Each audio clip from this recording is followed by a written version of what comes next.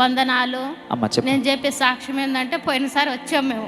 చిన్న బాబు పెద్ద బాబు ఇద్దరు ఉన్నారు నాకు. అయితే చిన్న బాబు ఏం చేసిండు, 2 మార్కులు పోయినాయి. గవర్నమెంట్ జాబ్ రాయనికి పోయిండు. పోతే 2 మార్కులు పోయినాయి నాకు మమ్మీ అని 3 రోజులు ఏడ్చాడు. అయ్యో ఏడిస్తే నువ్వు ఏడవద్దు నాన్న, మనము లైఫ్ లో కూర్చుందాం అని చెప్పి లైఫ్ లో కూర్చుంటే 50వ రోజు వచ్చింది. వచ్చి ఒక రోజు ఉండి మళ్ళీ వెళ్ళిపోయాం. మళ్ళీ నా 50వ రోజు వచ్చాం. వచ్చి ఇంకా మా కాడ ఎట్లయినా ఏం కాదు, మా పెద్ద బాబు కూడా కొంచెం బాగలేదు. అయినా సరే తీసుకొని వచ్చా ఇద్దరిని.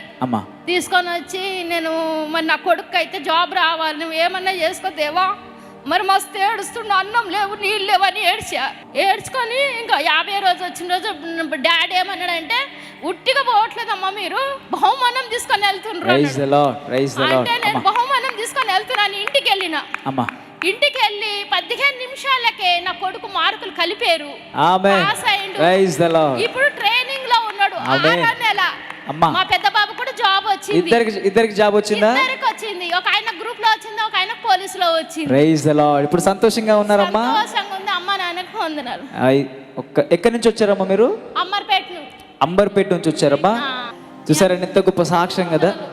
అంటే చూడండి, ఆ దేవుడు చేసిన కార్యం మనుషులు చేసింది కాదు. ఆ తల్లి మరి 50 రోజులు ఉపవాస ప్రార్థనలో వచ్చి ప్రార్థనలో ఏకీభవించి దైవ సేవకులు చెప్పిన విధంగా మీరు వెళ్ళేటప్పుడు వట్టిగా వెళ్ళట్లేదు, బహుమానం తీసుకొని వెళ్తున్నప్పుడు ఆ వాగ్దానాన్ని వారు రిసీవ్ చేసుకున్నారు. ఆ తల్లి నమ్మింది.